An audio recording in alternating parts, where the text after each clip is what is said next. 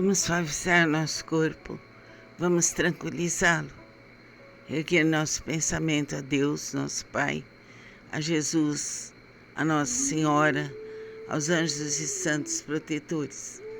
Vamos dar continuidade ao livro de Início da Silveira sobre Jung. Então vamos ver aqui, relaxe bem o corpo, vamos nos concentrar. O self não se revela apenas através de personificações humanas, sendo uma grandeza que excede de muito a esfera do consciente. Sua escala de expressões estende-se de uma parte ao infra-humano e de outra parte ao super-humano. Assim, seus símbolos podem apresentar-se sob aspectos minerais, vegetais, animais, como super-homens e deuses, e também sob formas abstratas. A denominação de self não cabe unicamente a esse centro profundo, mas também à totalidade da psique. O reconhecimento da própria sombra, a dissolução de complexos, a liquidação de projeções, a assimilação de aspectos parciais do psiquismo, a descida ao fundo dos abismos, em suma, o confronto entre consciente e inconsciente produzem um alargamento do mundo interior, do qual resulta que o centro da nova personalidade, construída durante todo esse longo labor, não mais conhecida como ego. O centro da personalidade estabelece-se agora no self, e a força energética que este irradia englobará todo o sistema psíquico. A consequência será a totalização do ser, sua esferificação, Abrundung. O indivíduo já não estará fragmentado internamente, não se reduzirá a um pequeno ego crispado dentro de estreitos limites. Seu mundo agora abraça valores mais vastos, absorvidos do imenso patrimônio que a espécie penosamente acumulou nas suas estruturas fundamentais. Prazeres e sofrimentos serão vivenciados num nível mais alto de consciência. O homem torna-se ele mesmo, um ser completo, composto de consciente e inconsciente, incluindo aspectos claros e escuros, masculinos e femininos, ordenados segundo o plano de base que lhe for peculiar. Então, vamos ouvir isso mais de uma vez e nos aprofundar, porque esse estudo sobre Jung merece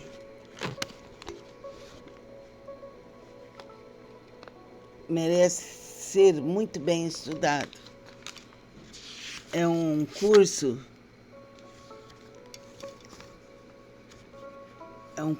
profundo que nós devemos estar presentes em cada parágrafo dele.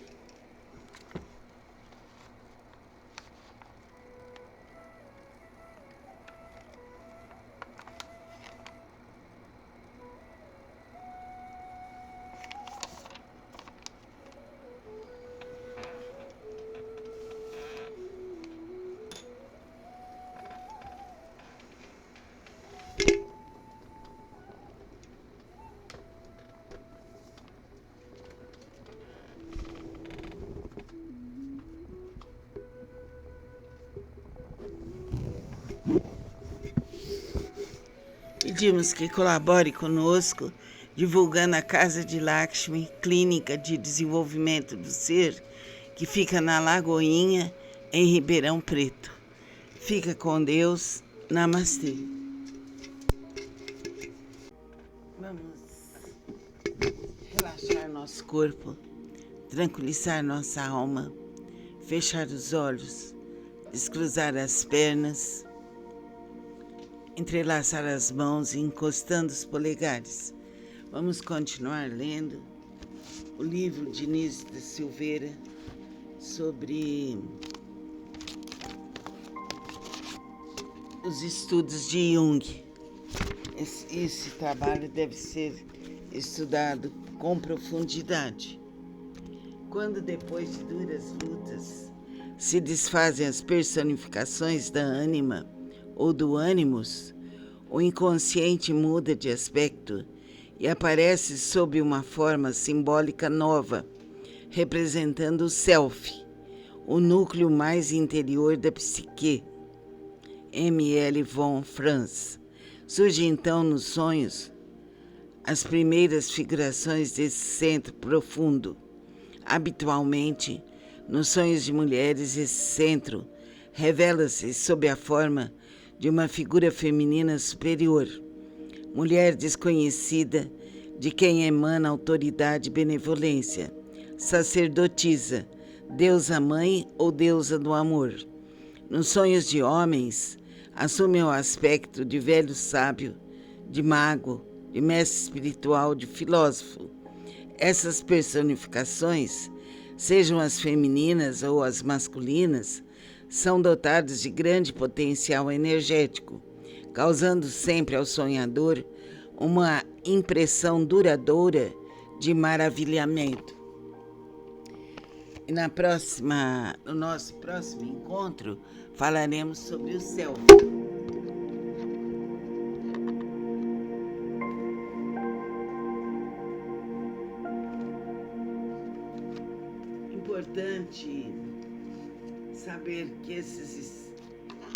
Importante saber que esses estudos de Jung são bem abstratos e por isso nós devemos estudá-los vagarosamente. Que a força de nosso ser se manifeste, que a nossa compreensão e inteligência se apresente para que absorvamos todos esses estudos. Fica com Deus. Namastê. Divulgue a Casa de Lakshmi na Lagoinha, em Ribeirão Preto. É um trabalho de amor ao próximo. Fica com Deus. Namastê. Vamos relaxar nosso corpo, sentir a suavidade, a harmonia. O relaxamento é importantíssimo em qualquer estudo que estivermos fazendo. Agora vamos continuar o livro de Nise da Silveira sobre Jung, sobre o material de Jung. A noção da bissexualidade de todo ser humano, antes de ser aceita pela ciência, era já uma instituição antiquíssima. Encontramos-la, por exemplo, no mito dos andrógenos, apresentado por Aristófanes no Banquete de Platão.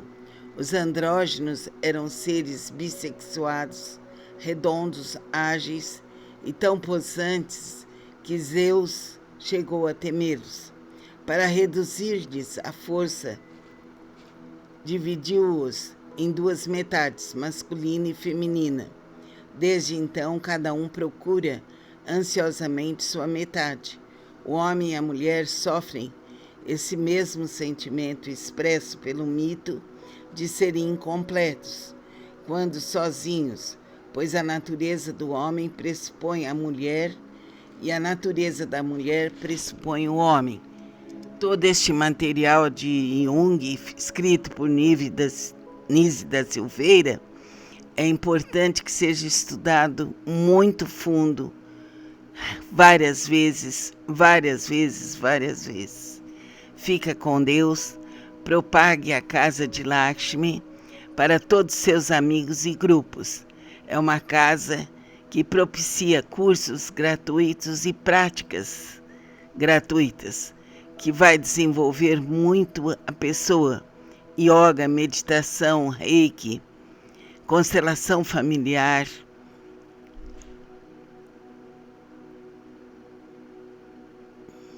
psicanálise transpessoal, leitura de livros espirituais, Vamos fazendo todo esse estudo, vamos melhorar mais e mais em cada instante, em cada momento,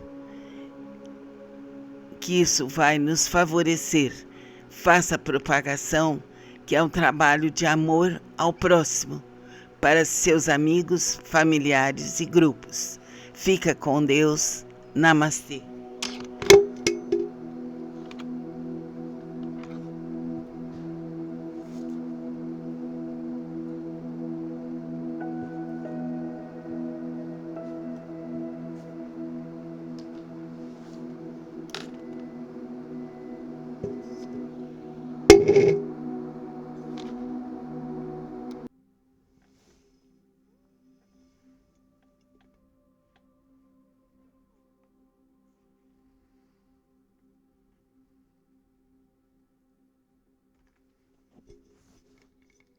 Vamos relaxar bem nosso corpo e vamos dar continuidade ao livro de Início da Silveira.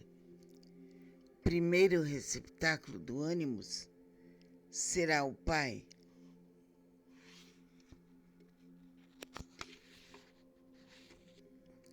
Transfere-se depois para o mestre, para o ator de cinema, o campeão esportivo ou líder político, projetado entre o homem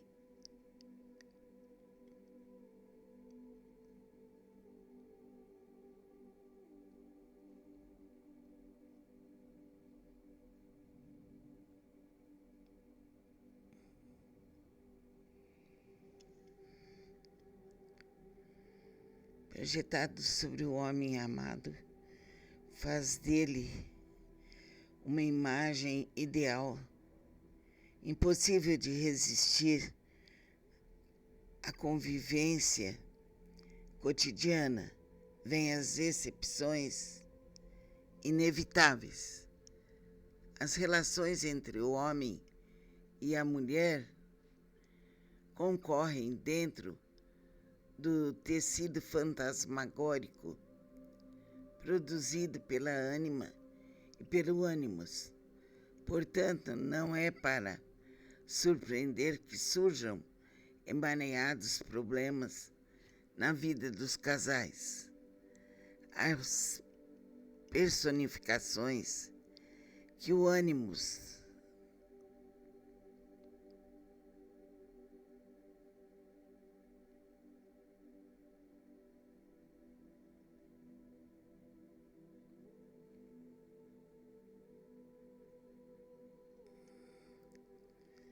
As personificações que o ânimos assume nos sonhos, contos de fadas, mitos e outras produções do inconsciente variam em escala larguíssima.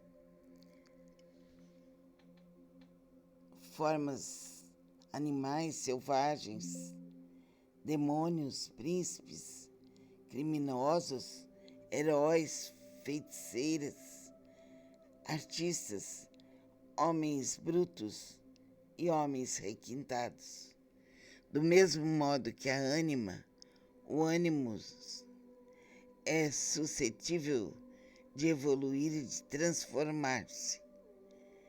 Vários contos de fada nos dizem de príncipes metamorfoseados em animais que, por fim, redimidos pela heroína do conto, o que significa a evolução.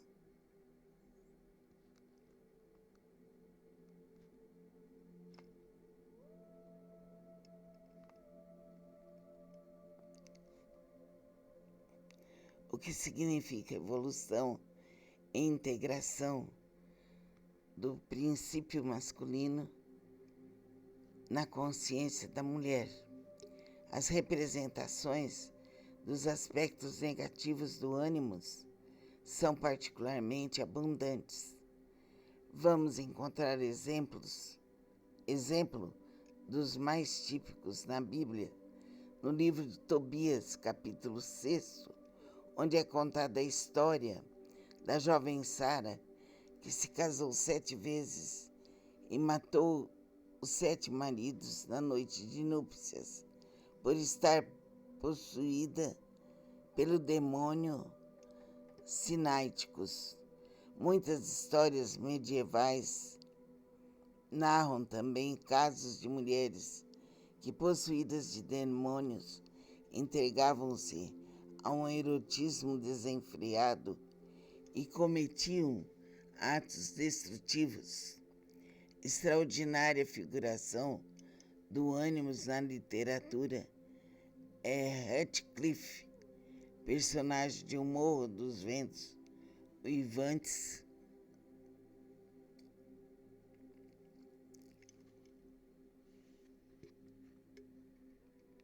romance de Emily Brontë, tradução brasileira de Raquel de Queiroz. Heathcliff encarna os atributos negativos do ânimos em toda a sua crueza, brutalidade, crueldade, capacidade destruidora. Mas Emily, que vivia em íntimo contato com as imagens do inconsciente, conhecia também outras faces do ânimos. É assim que em seus poemas exalta um anjo radiante.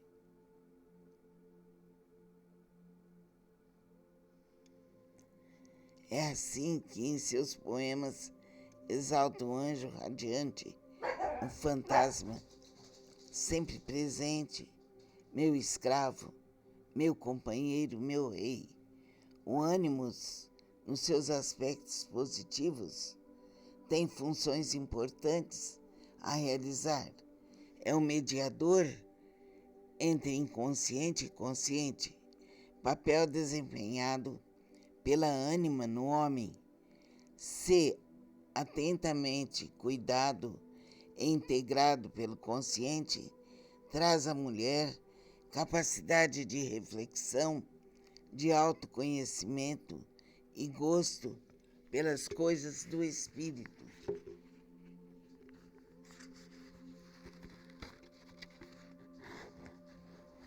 Então nós vamos parar aqui e peço que vocês ouçam esse vídeo 2 vezes e vamos continuar no nosso próximo encontro.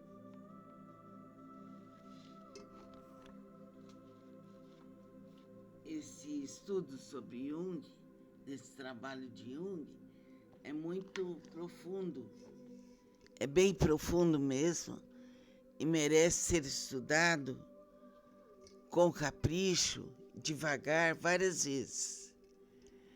Então, procure a Casa de Lakshmi para você estudar o Reiki, a meditação, a respiração, a parte do yoga e aprender mais e mais para um desenvolvimento superior. Vamos suavizar nosso corpo, deixar os ombros soltos, o pescoço, deixar o rosto límpido, sereno, suavizar, fechar os olhos, colocar as palmas voltadas para cima, pernas cruzadas. Vamos sentir Deus no coração. Enquanto sentimos Deus, vamos também ouvir este trecho do livro da Anísia da Silveira sobre Jung. Figuras sintéticas substitutivas de coisas conhecidas não são símbolos, são sinais. Exemplo, asas estampadas no cap dos aviadores. Representações figuradas de objetos ideais ou materiais não são símbolos, são alegorias. Exemplo, a justiça, representada por uma mulher de olhos vendados. Os símbolos, segundo Jung, são a expressão de coisas significativas, para as quais não há, no momento, formulação mais perfeita. Exemplo, a imagem da caverna, descrita por Platão, onde homens acorrentados veem apenas o movimento de sombras, sem se darem conta de que desconhecem a verdadeira realidade. Os símbolos têm vida, atuam, alcançam dimensões que o conhecimento racional não pode atingir. Transmitem intuições altamente estimulantes, prenunciadoras de fenômenos ainda desconhecidos. Mas desde que seu conteúdo misterioso venha a ser apreendido pelo pensamento lógico, esvaziam-se e morrem. O conceito junguiano de símbolo difere, portanto, do conceito de símbolo da escola freudiana. As representações disfarçadas de conteúdos reprimidos no inconsciente são símbolos para os freudianos e apenas sinais para os junguianos. Freud afirma que a simbolização surge como resultado do conflito entre a censura e as pulsões reprimidas, enquanto Jung, em vez de ver na atividade formadora de símbolos o resultado de conflitos, vê uma ação mediadora, uma tentativa de encontro entre opostos, movida pela tendência inconsciente à totalização. Outra diferença consiste em que, na concepção freudiana, embora os símbolos sejam numerosos, referem-se sempre a reduzido número de ideias inconscientes, que dizem respeito ao corpo do indivíduo, às personagens da família, aos fenômenos do nascimento, da sexualidade e da morte. O símbolo, na concepção junguiana, é uma linguagem universal infinitamente rica, capaz de exprimir por meio de imagens muitas coisas que transcendem as problemáticas específicas dos indivíduos. Freud sustenta que todas as ocorrências da vida psíquica pessoal ficam indelevelmente gravadas no inconsciente. Nada se apaga, tudo se conserva e, sob circunstâncias favorecedoras, poderá voltar a surgir. E, para ilustrar essa ideia, recorre a uma comparação fantasista. Imagina Roma vista num corte em profundidade, conservadas suas diversas fases.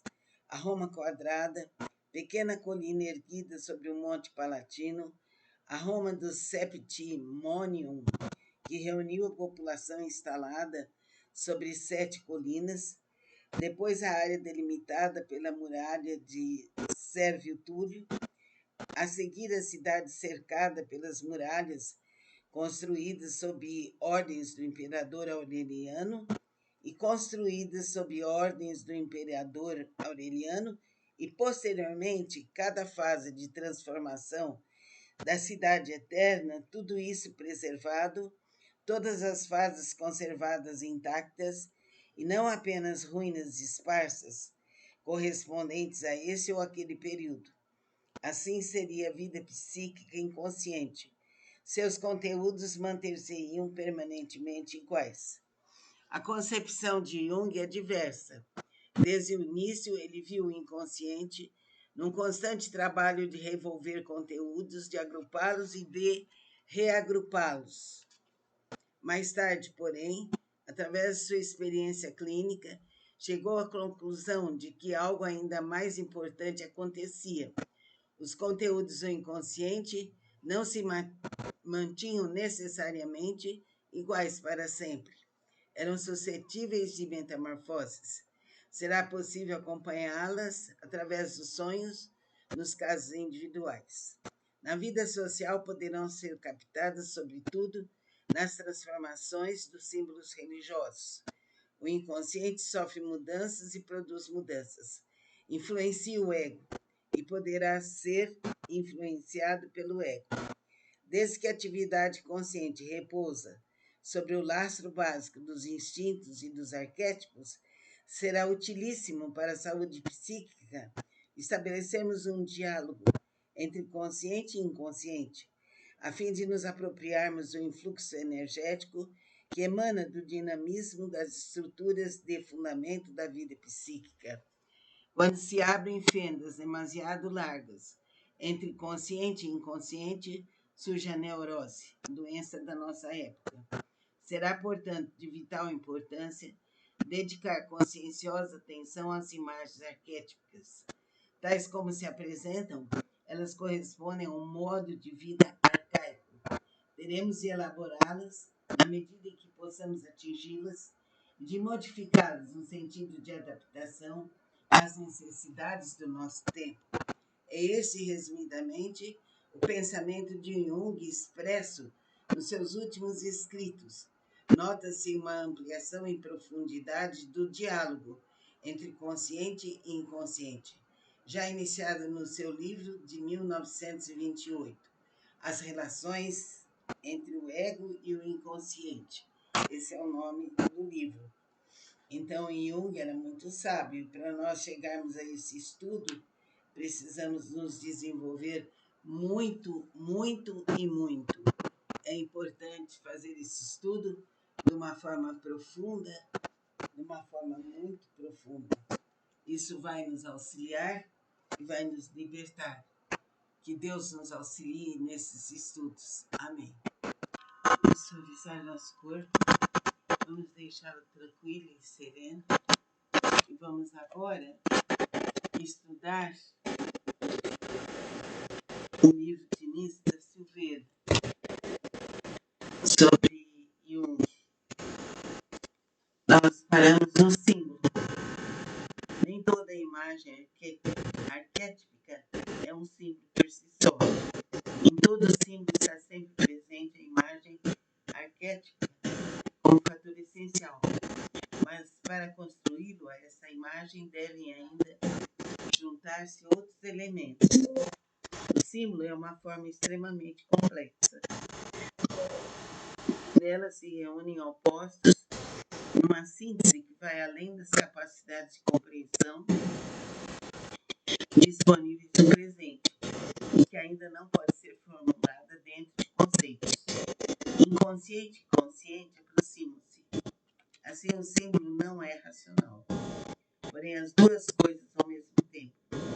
Se é de uma parte acessível à razão, de outra parte lhe escapa para vir fazer vibrar cordas ocultas no inconsciente. Um símbolo não traz explicações.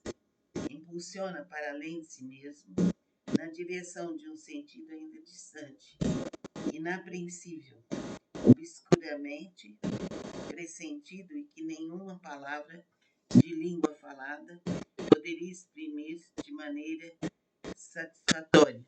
Jung. Vamos continuar no nosso próximo encontro. Vamos falar sobre figuras sintéticas e ainda vai continuar sobre os símbolos.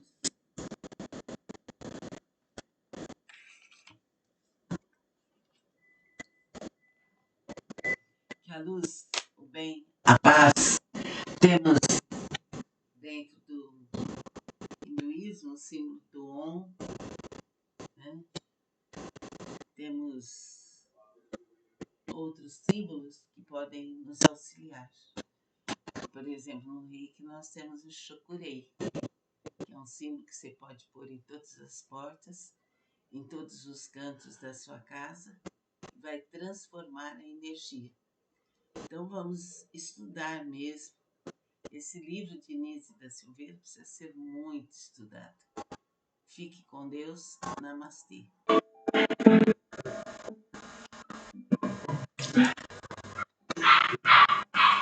Agora vamos relaxar nosso corpo e vamos dar sequência ao estudo do livro de Nise da Silveira sobre Jung. Estamos nos arquétipos. Muita confusão tem sido feita em torno do conceito de arquétipo. Há ainda quem continue repetindo que Jung admite a existência de ideias e de imagens inatas. É falso. Incansavelmente ele repete que arquétipos são possibilidades herdadas para representar imagens similares. São formas instintivas de imaginar. São matrizes arcaicas, onde configurações análogas ou semelhantes tomam forma. Jung compara o arquétipo ao sistema axial dos cristais, que determina a estrutura cristalina na solução saturada, sem possuir, contudo, existência própria.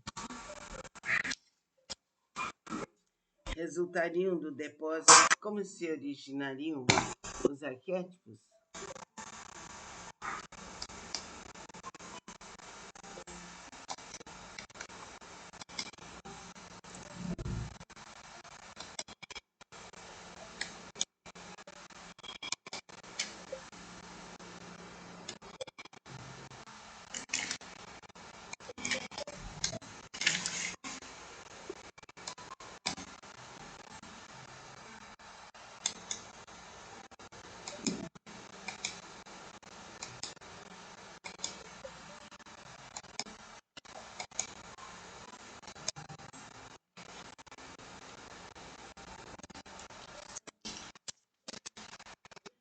Os arquétipos resultariam do depósito das impressões superpostas deixadas por certas vivências fundamentais, comuns a todos os seres humanos, repetidas incontavelmente através de milênios.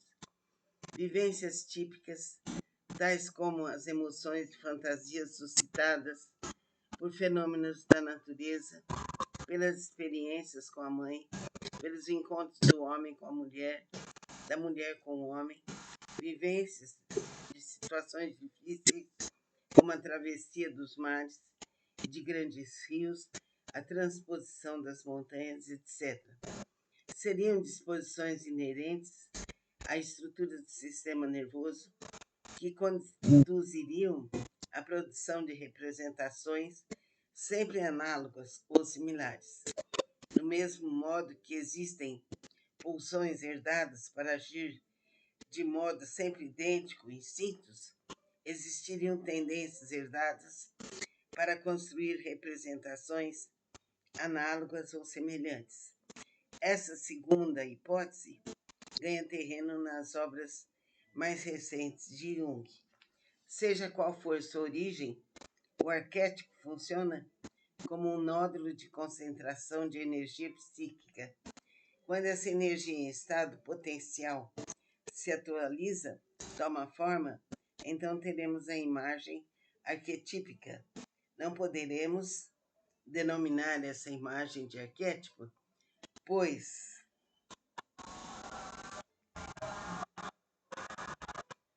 o arquétipo é unicamente uma virtualidade. Nunca nos